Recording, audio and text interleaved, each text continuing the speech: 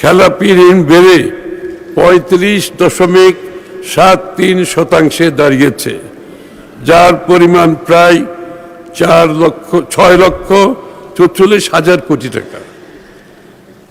মানে স্পিকার, লক্ষ্য করুন, 13% থেকে ঋণ খেলাপি, বিএনপি 13% সময়ের থেকে ঋণ খেলাপি এসে দাঁড়িয়েছে 35%।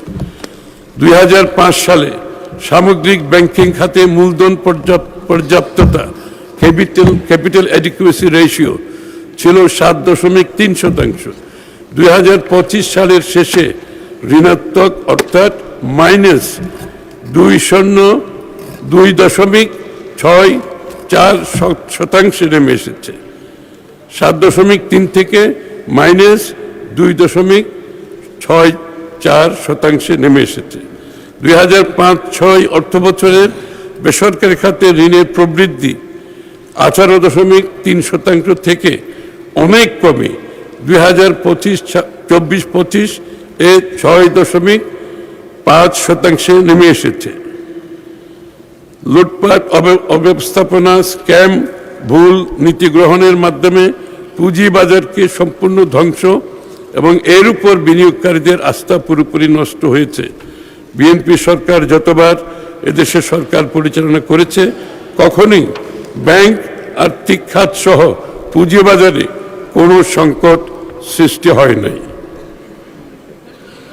2006 সালের বৈদেশিক ঋণ ছিল 1,30,000, অর্থাৎ বিএনপির সময় 1,30,000 বৈদেশিক ঋণ ছিল, 1,30,000 কোটি টাকা, যা 2024 সালে প্রায় 6.5 গুণ বেড়ে 8,12,000 কোটি টাকা হয়েছে। মানে স্পিকার, 1,30,000 কোটি টাকা থেকে 8,12,000 কোটি টাকা বর্তমানে বাংলাদেশের ঋণ হয়েছে।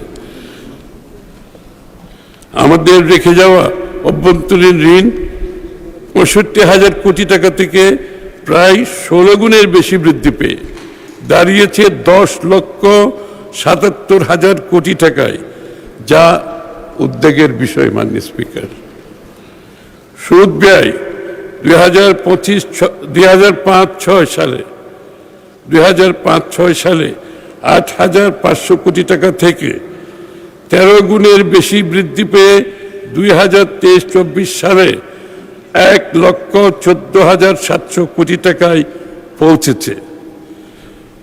IMF ও বিশ্ব ব্যাংকের বিশ্লেষণ অনুযায়ী বাংলাদেশের ঋণমান আমাদের রেখে যাওয়া নিম্ন ঝুঁকি ক্যাটাগরি হতে বর্তমানে মধ্যম ঝুঁকির দেশে অবনমন হয়েছে।